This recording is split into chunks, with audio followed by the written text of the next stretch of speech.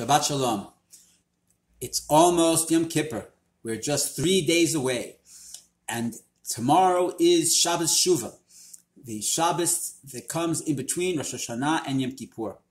It's called Shabbos Shuva because the Haftorah, the reading from the prophet that's read after the Torah reading, starts with the words, Shuva Yisrael ad Havaya Elokechem, return, O Jewish people, to the Lord, until the Lord your God.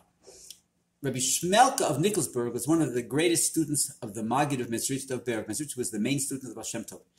He says, what's this tshuva? How are we supposed to do it? Right? How are we supposed to set limits for ourselves? It's very, very difficult.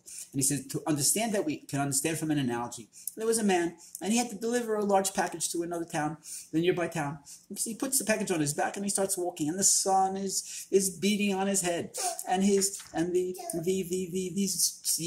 sweat is streaming down his face, and his knees are buckling. And he says, "Oy, how many hours do I have still to walk? I can't possibly do this." And he turns on his heels, and he goes back, and he'll wait for another day, for another opportunity. Okay, that's not the way to do it. We all know it's not the way to do it. If you have a big task in front of you, what do? What should he have done?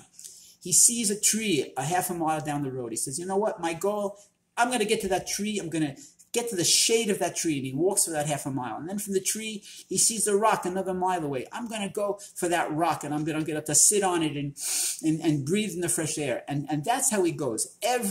Makes short, attainable goals. That's what Rabbi Schmutter said. If a person says, I'm going to study Torah for 6 hours straight and not have any distractions, if a person says, I'm going to learn daven, the whole davening completely focused. If a person says, I'm going to do all the mitzvahs that I can, without any lapses, okay? It's not going to go.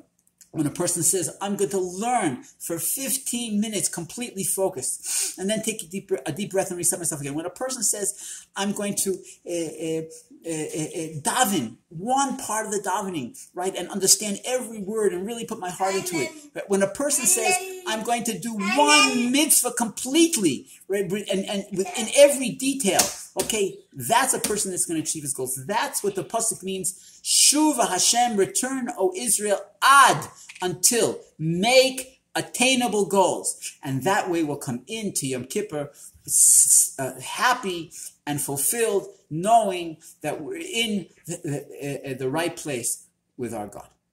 Shabbat.